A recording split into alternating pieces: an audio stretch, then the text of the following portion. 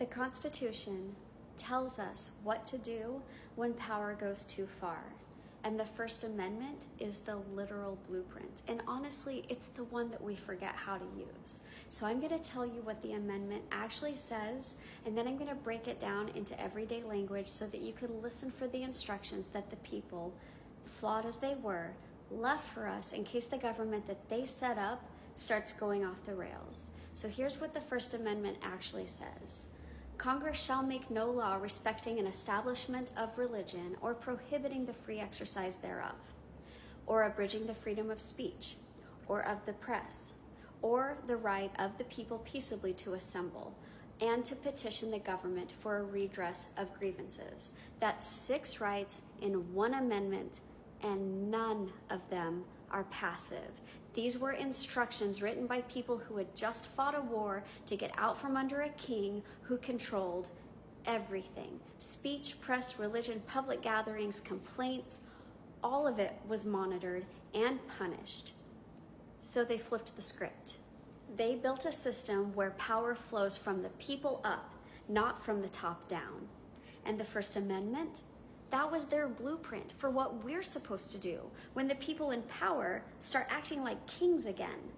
So here's the breakdown in everyday language. Not only are these rights that every human is born with, but also Congress shall make no law that takes them from you. Freedom of religion, you get to believe what you believe. No permission slip, no punishment, no state-approved version of God.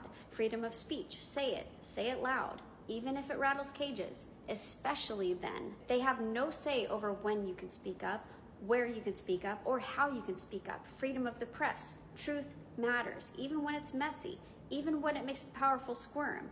The press gets to publish it anyway. Freedom to assemble. We can march, we can protest, we can flood the streets with our presence and make silence impossible. The right to petition the government. We don't just get to hope they listen, we get to demand it. Formally, publicly, and relentlessly. These aren't luxuries, and they're not privileges, and they're not rights reserved for people who stay in line.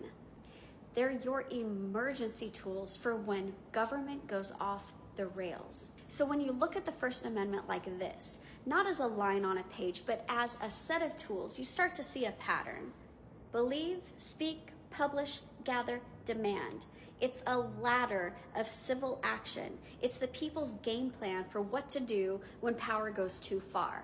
The First Amendment isn't passive, it's active. This isn't permission, it's responsibility.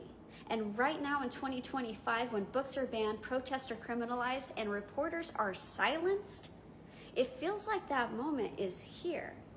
So no matter what's happening in the executive branch, no matter what bills get passed, or what threats get made, or who tries to rewrite the rules, this amendment still stands. This isn't going to be fixed in a day. This kind of pushback takes time and it takes stamina. The Montgomery bus boycott took over a year, and that was only one aspect of a whole civil rights movement. But if each of us picks one thing, calls a rep, shows up to a meeting, writes, protests, organizes, if we stay informed, if we stay consistent, grounded, we don't just defend democracy, we practice it. It starts here with the First Amendment. It's your instruction manual, and it's telling you to act.